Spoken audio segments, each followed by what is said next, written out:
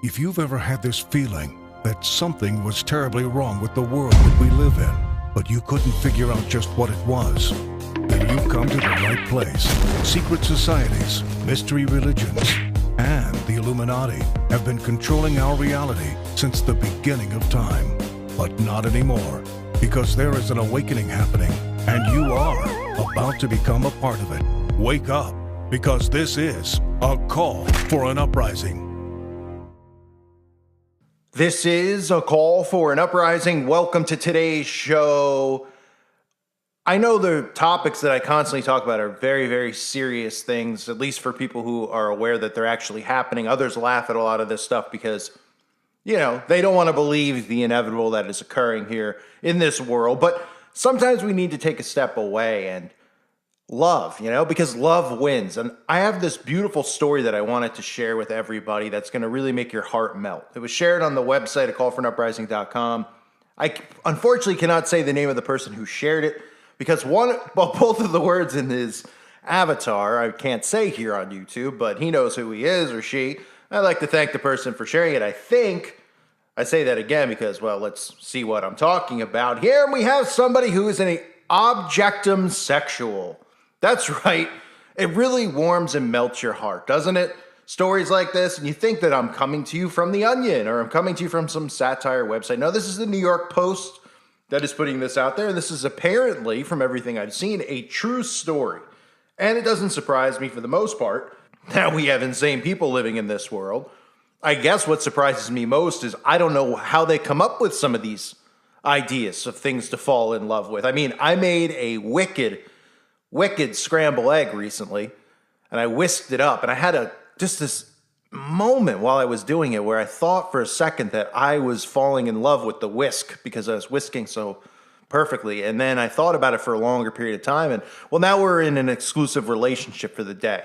So me and the whisk, and that's just part of love, and this is exactly what we're seeing here. I've covered a woman who fell in love with a chandelier before, covered a woman who married a tree, and now we have a woman who is sexually attracted to planes.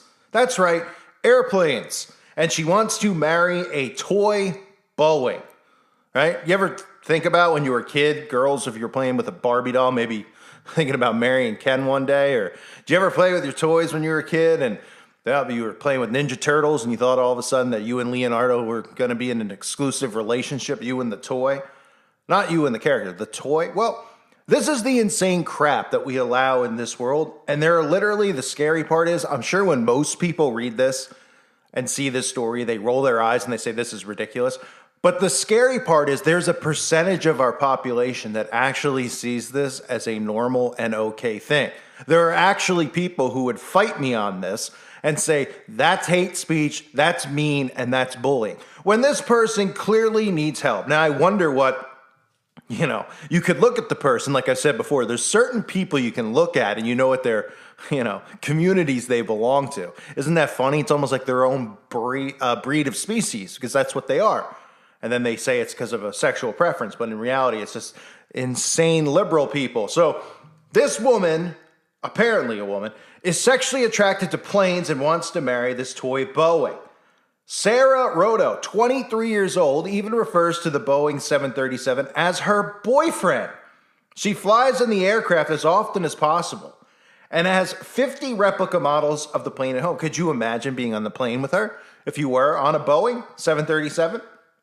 And Sarah was sitting across from you. What does she do on the plane when she's flying on her boyfriend, the 737? Does anybody, maybe the flight attendant, come around instead of offering drinks or food, offer a straitjacket to Sarah? Because, you might think we're at a point now where we're going to need to start labeling people insane and helping them out, because this is kind of like, it's sad, and it's pathetic, but it's sad, right? That we're not helping people like this who clearly have a problem, because the media and celebrities and these liberal lunatics have gotten so insane that people literally are not even aware of what's normal and what's not anymore, right? This is Aleister Crowley, do with that wilt mindset. Everything is just upside down, inverted, and insane. So people literally don't even know what love is, because even if she just loved the plane, right? There's been times in people's lives, I'm sure they've loved an object when they're young. They're like, I love my blanket or I love my toy doll, right? Well, this is a 23-year-old. Okay, this isn't even a 15-year-old. This is a 23-year-old. And her parents all right? Maybe, we have government agencies that should maybe arrest the parents or at least bring the parents in and see how in the world their daughter got to this place.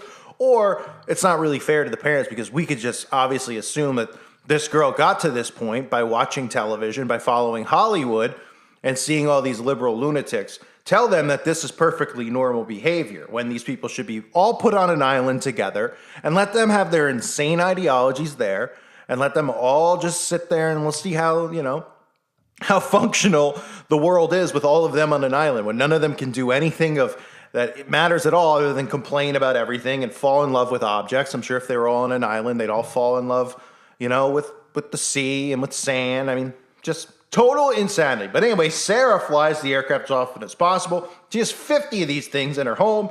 Sarah calls the Boeing Dickie and hopes to wed one day. She calls it Dickie. I wonder what she uses the toy objects for. The Dortmund resident identifies as an objectum sexual, meaning that she's sexually attracted to inanimate objects. I mean, is this on her passport too? She has the X on her passport because now you can put the X on the license in certain states, the X on the passport. This is brought to you by the Biden administration, by the way. The same people who are obviously doing this on purpose to empower insane people so they could reset everything and cause this new world order.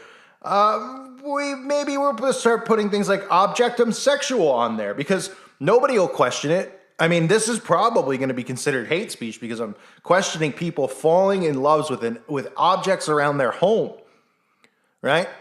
I mean, you're all probably doing something today involving cooking. I mean, be careful you don't fall deeply in love with the object you're cooking with, the utensil. But if you do, it's perfectly normal and accepted in this insane world. She said, get this, she's had past romances with men, but it didn't get her flying high. She's also been in love with a train in the past.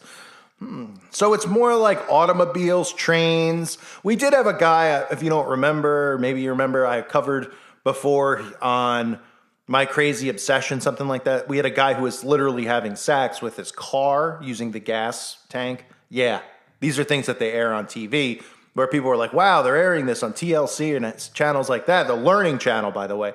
And then they don't realize, well, they're actually trying to teach this to people and tell them it's normal behavior, even though people gasp at first when they see it. Then they start thinking the same perverse, disgusting, disturbing notions themselves, and then they act upon them because that's how engineering works in general. So she has been in love with a train before, probably a Lionel, possibly an Amtrak. Sarah said, my plane is called Dickie, it says in quotes. I mean, is this the New York Post? I mean, New York Post ain't the most credible source. None of these mainstream media things are, but it's a pretty big newspaper, the New York Post. This isn't like, it's just some blog that somebody wrote. And they're quoting her, my plane is called Dickie. Yeah, I love everything about him, she says, but particularly his face, wings, and engine. They're so sexy to me. I mean, you might ask yourself, why am I covering this? I'm covering this because this is what we're living amongst. So many of you are frustrated with the way the world is going. I'm one of them. It's hard some days to even wake up and get out of bed because this is the type of stuff we're dealing with. And then you have the mainstream media and Hollywood and all of these people in power endorsing this. Your tax money goes to fund stuff like this, right? And organizations like this into acceptance and stopping hate because hate is disagreeing with insanity. When these people are the ones who really need help, they want everyone to think that people like us are the ones who need help because we're actually questioning all the stuff that we're seeing that the government is doing. And there's pictures of her, as you're seeing on the screen, with her planes. And just mom and dad must be so proud.